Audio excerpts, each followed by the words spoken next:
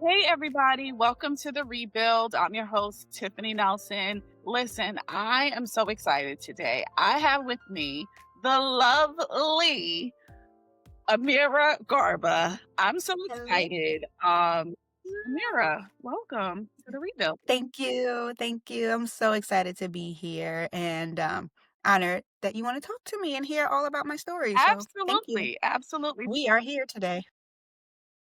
So you know what? Let's not delay. First of all, Okay. what are you drinking? Now you already know. It's definitely lovely, but tonight it's a lovely winemaker select red blend night because it's been a day, like a whole day. Yes, One of those it's days. what it's And so I definitely. couldn't wait to pour this, so you are my excuse tonight. I feel like for a good wine, like that is the excuse. Like you got a good bottle of a red blend, especially from Lovely. Like that's Listen. a good reason. I'm But what's in drinking. your cup? I'm open to all as long as it's wine. What you I'm drinking? drinking a California Cab, a California Cabernet. That's my absolute fave. Okay, okay. Yeah, that's and it has been a day. So cheers to us, to us, to Cheers. us, to us. Yay. Okay, can I ask a question? Because I feel like I'm looking cockeyed. This is me looking straight at me, but you're right there. How do I look when I do this? You look like you're looking off screen. Okay.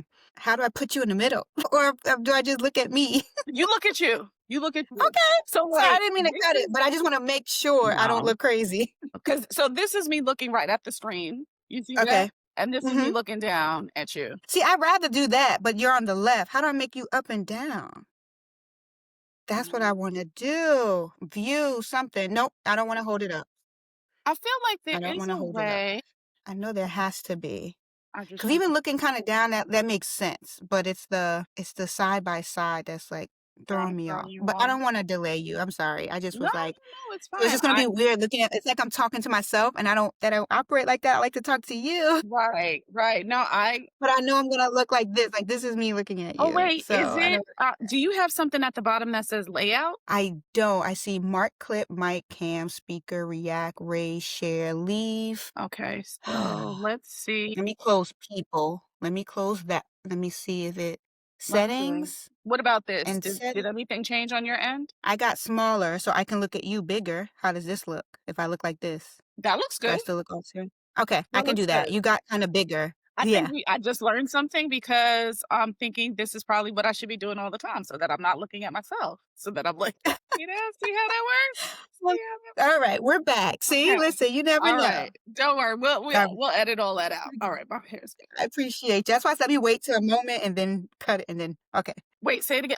Your volume went down. Say it again. No, I was saying that's why I said let me wait till after we drink and then you can cut that part and then that's why I said let me ask after the moment so it can make it editing easier. Okay. So, Okay, wait. my Let me volume okay? My no, you volume went down. okay? Let me turn mine up. Maybe it's me. Maybe it's me. Testing, testing, Okay. testing. All right. Good? Yeah, we're good. We're good. Let me turn to okay. Um Alrighty. Okay. Yeah, so I'm so excited. I'm so excited to have you here with us today. There's so many Mhm. ways, there's so many directions that this conversation could go in, but I think Facts. for today I would love for us to talk about your rebuild in a very specific space and this is actually a rebuild that is probably very dear to my heart because I really enjoyed this type of rebuild. So why don't you tell everybody a little bit about yourself? Awesome. I can do that. So I am Aamira Garba, the CEO and winemaker at Lovely Wine. I am the mother of two beautiful teenage daughters, Heavenly and Lyric Lee, hence Lovely. I also work full time as a marketing executive in the tech space for an app. I love long walks on the beach, drinking wine. Exactly. Hello. I do.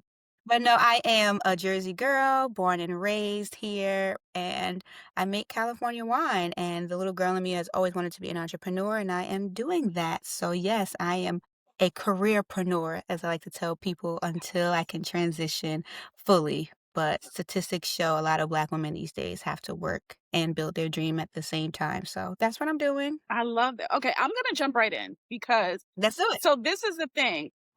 Find that there are a lot of people that when they start their entrepreneurial journey, they feel like they can only be an entrepreneur. Like, they don't Mm, think that they can work for an organization, work for a company, and mhm, become an entrepreneur at the same time. And for me, I'm passionate about yes, I'm passionate about being an entrepreneur. I love that. But I love working in the corporate space, working with big mhm, teams, working with the mhm. large budget. I love those things. Like, I love those. PTO, benefits, health Yes. insurance. I love Yes. those things in addition to, of course, like, I do need, Yeah. a certain income, but I just love that. So I love that you are on a parallel track. Yes, I am, and my therapist would say, even though I say I'm always gonna transition out, she's like, "The way your Gemini brain works, you have to be doing multiple things." And she may be right about that. It's not easy, though. Yeah, It is I don't know how it compares to people who are full entrepreneurs at all, but it is not easy trying to do both, so I get it, and I think who went viral recently, was it Tabitha Brown, where people were picking apart when she said, "You may have to go get a job because entrepreneurship is not for everybody," and right. people, like, went in as if she was telling people to quit or to, that they're not good enough, and that's Mhm. not it. We live in a time where things are expensive, inflation is real, Absolutely. and I also don't believe in suffering, and I think too many people who look like us subscribe to this idea that you need to suffer in order to Yeah. be successful, and if I suffer, my kids suffer. If I'm not at my best, my kids are not at people around me will feel the consequences of me not being at my best. And my best is being secure. And is that the ultimate goal? Absolutely not. I know I can't do it forever, and lovely is my love and my passion. But I also have kids going to college soon, and I'm a single mother, and I like vacations, and I like being able to take my kids around the world. And entrepreneurship right now doesn't afford me that. But what I get to do, and is an honor and a privilege, is to work somewhere that allows me to be a full person. And also, I get paid for my expertise, for my services. I am doing a service, I'm getting paid. And what I do with that money is I'm pouring back into me and doing the things I love. And I'm supported at my organization. And I think more people should support because the more people I meet lately, everyone's trying to find their thing, especially post COVID, where you realize life is short and that dream you've been putting on the back burner, go after it. So I don't feel bad about being a careerpreneur. If anything, I feel grateful, Yeah. right? And there's a book I tell people all the time that I recommend. I probably should reread it. It's called The Power of Broke by Damon John from Fubu, Mm. Shark Tank. Okay. Yeah. And what I took away from it's been years, but what I remember taking away from it was he put a bunch of stories in there where people just started off with what the resources that they had before trying to go broke doing the most, because that's how you crash and burn. I've been Absolutely. building this business for 9 years at my pace, and my kids have never had to go hungry. My lights have never been shut off, right? I've been able to build simultaneously. And to me, that's worth it. Absolutely. I think to me that sounds like success. That sounds like a success story because I find that there are a lot of people who go into becoming an entrepreneur and they're borrowing from this person and they're owing this person and they got to get a loan from this person and do all of that just so that they can say that they're an entrepreneur. And I wonder if that is the measure of success. Like, is the measure just the bare minimum to say, but I work for myself. Is that really what you wanna Mm. say? Or do you wanna say, like, I really lived the life that I wanted to live. I'm afforded the opportunities, Exactly. Exactly. emotionally, physically, mentally, financially to do the things that I wanna do. So I love. I think it's all about balance. Thank you. I think it's all about balance. And again, up until now as a full entrepreneur, like I've been getting a lot of no's lately. I had a no today and cried my eyes out and like had to pick myself back up. But I also know I get to keep going because I have funds in the bank, right? And I have a place to live and my kids are safe and I can try again tomorrow. So again, it's not for everybody. I don't think one is better than the other because I see people who are full entrepreneurs, they bet on themselves and then tomorrow they're successful. But that's not everybody's story. And that's what I try to tell people who ever ask me questions. Your journey is yours. I know I had to do it the way I'm doing it because I wouldn't have felt I wouldn't have been able to sleep at night if I ever impacted my kids in a way where they didn't thrive. Well, I think just to continue on this trend that we're on, what was the moment with 9 years of experience behind Mhm. you? what was the moment that you feel like everything kind of fell into place? Like the moment that you were like, okay, I'm on to something. I'm on to something.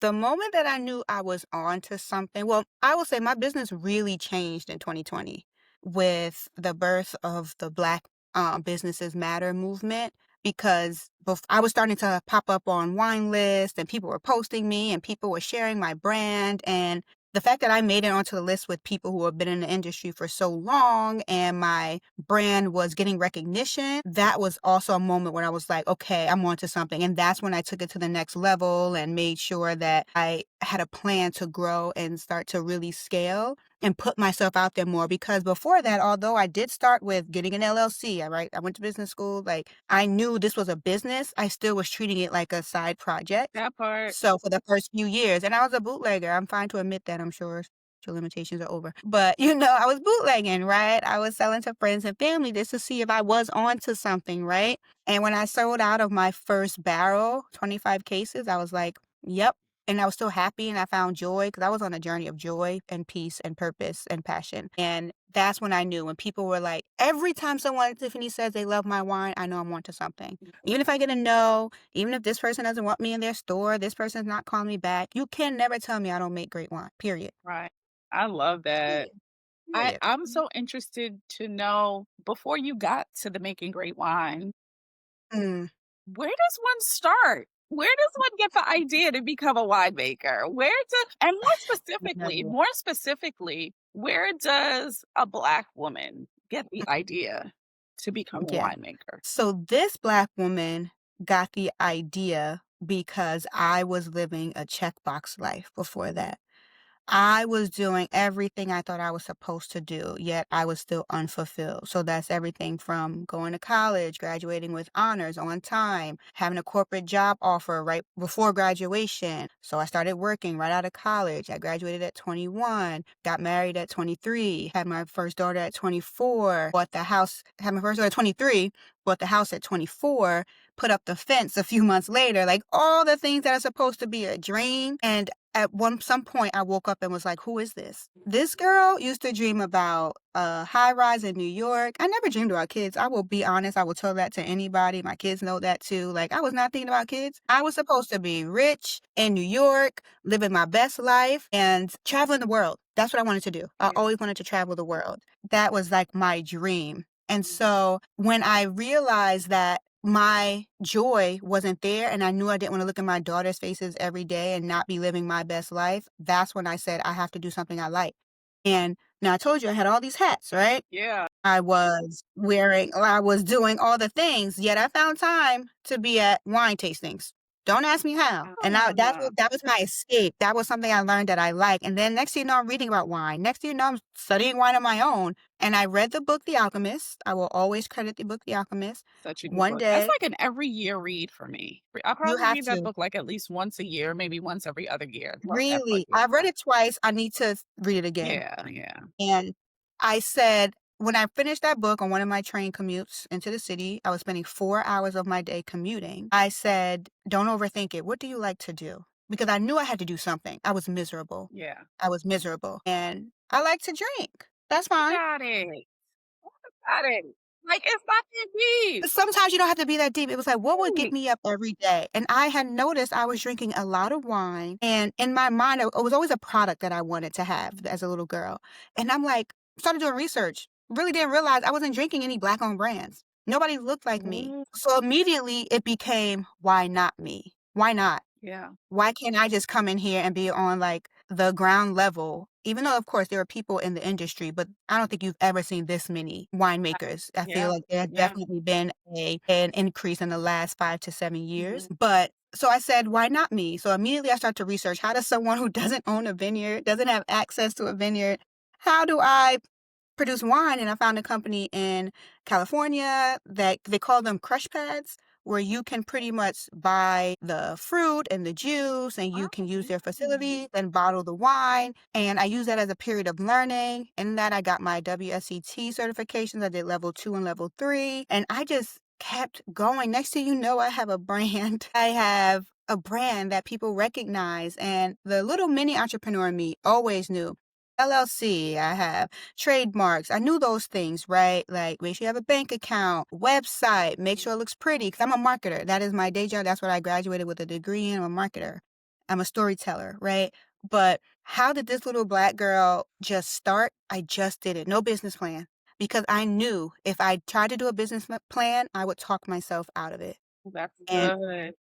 I wanted to take anymore. It's No. good. That part, that Mhm. part, that part. I Mhm. feel so many people get lost in the weeds. They get lost. They start majoring in the minor things, and it's really just an excuse not to launch. Exactly. Exactly. And I didn't want that. Right, right. They end up taking 10 months to figure out a logo. You don't need a logo. Just get started. Just get Sometimes you just gotta start with what you have, and it was one barrel at a time. I had the launch party in my backyard. I had a family friend, like, decorate and plan it, and like I said, that book, it comes back to the power of broke. Use what you have, because if you can't do it what you have, if you get all this money and take all these loans, you probably can't do it at that level either. right. So, you have to be resourceful, and I do think I'm pretty resourceful. And so, yeah, I started just out of pure passion, realizing there was a gap. I didn't see myself, and why not me? And I jumped in, literally jumped in. Mhm. I love that. So what's so key or what's standing out for me is that you're in an industry where people that look like you and I are already underrepresented. Mhm. And I do wonder, like, how closely are you tied to shifting that in the wine Mm. industry? Let me sip to that because I think about, like, just today, there were some microaggressions that I experienced, and I'm like, "I'm tired of Come this." on, Like, talk about it. Tell I'm us. so tired of people trying to put me in a box Mm, because I am a woman, because I am a Black woman. People, I think, automatically assume my wine is not good or is not, high quality. I make sure I work with the best. I make sure I study everything that I do. I make sure that I'm hands on. The fact that people are still shocked every tasting I do, a lot of rooms I still work in, the same first statement. This your brand? uh, This is your brand? And yes, most of the time it's truly genuine. And it's like, oh my God. And it's a lot of pride. I've had people like really be proud of me who've never met me before. But it sucks that that's still a a thing. thing. Why is this still a thing? Such a thing. It is such a thing, and it encourages me to keep going and know that I have a place here and that I'm a part of something that is shifting an industry that is founded on exclusivity, certain complexion or lack of Yeah, complexion, yeah, a certain class, yeah. and one thing we're gonna do is come in and change stuff Absolutely. Because it's and tied say, to those things for what reason? Like, "Yeah, I drink wine. It doesn't have to be black wine. There's no black wine and white wine. it's just good It's just wine wine. It's just good and not wine and so bad good." wine. That's it. There's definitely bad wines out there. Yeah, I'm either drinking too much or too little. That's really all there is to it. That's it, Yeah, and it's just a grape. It's just a grape, and so I hope that I know that I inspire people. I'm grateful for that because 'cause I'm told that, and I'm so happy that I get to inspire people to, even if it's not wine, they hear my story, it's a you get to follow your passion and purpose. You get one life only. Why are you doing things that don't bring you joy? Why are you not striving for your to be your best self? What is that thing that won't let you sleep at night? Do it, because the worst thing that could happen isn't failing. It's really, that cliche is not trying. yeah. And nobody can ever take from me that I tried. Right, right. And that's the Like, most you can never important say I didn't thing. try. Yeah, yeah. Because I mean, I think for us, especially we have girls, Mhm. we have to set an example for them. We have to let them know Absolutely. that, and I don't mind them failing. I don't mind my daughter failing. Like, I'm fine with that because the only way you fail Mhm. is you had to have tried something to fail. Yeah, to have Like, that's the tried. only way. And people who sit on the sidelines don't get to judge the person who's actually on the dance floor. That's it. Yeah. That's why I said no matter if I never sell another bottle tomorrow, this was one hell of a journey. Yeah. Because I really was on Forbes.com. Like, I really produced California wine. Yeah. I really won awards. I never thought that. I just wanted to make something that me and my friends could drink and enjoy. Those things are bonuses, and I'm just grateful. I'm so grateful. So I wanna circle back just a little bit now that you're making these particular points. I want you to talk to us a little bit about the feeling of being unfulfilled. 'Cause first of all, when Ooh. you said it, and I know your story, we've known each other for several years, but honestly, and I was glad that I didn't stop then and you were talking because there was something about you saying that you felt unfulfilled, you checked all the boxes and you still felt unfulfilled, that tears came to my eyes because I know that feeling. So Mhm. tell us a little bit about, like discovering in general that you weren't fulfilled. So the feeling I had when I realized I was unfulfilled. Like, were there clues that let you know? Yes. Okay. Yeah. So one of them was feeling like a robot. So I worked 13 years at one company from the day I graduated college a month later until 2020. I was in retail at Macy's and I did everything from buying to marketing, analytics, product marketing, and realizing literally one day on the train that I was spending 4 hours of my day going to do someone else's dream. Now I'm miserable when I get home. My kids just want to laugh and play, and I just want to make sure dinner's ready and put my feet up and watch Yeah. a show or something because I wanna turn off, I wanna escape, and I never wanted to live a life that I would needed to escape from. Those feelings that this is not what the little girl dreamed about too, right? After reading The Alchemist to me made it so simple, like, just keep following the signs, but I wasn't doing that, I was keeping myself in a box. I was checkboxing and thinking these things made me successful, yet why don't I wake up with joy? Mm. And this is nothing against my kids, everybody who knows me knows I'm obsessed. Yeah, yeah, yeah. I'm Oh, we know, obsessed. we know, we know. Everything I do They is are for those loved. They girls, are deeply but loved. you We can't know.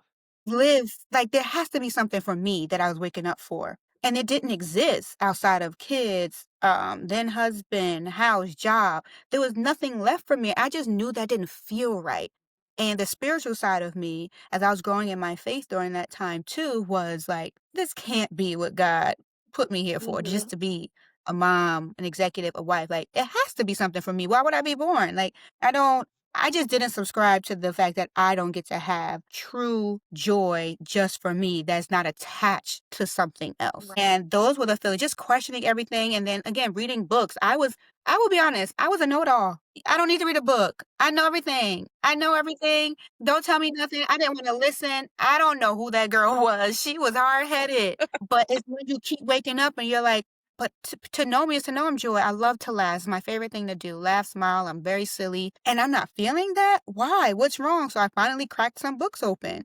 The Alchemist will always stand out. Things like the Four Agreements, Wake Up to the Joy of You.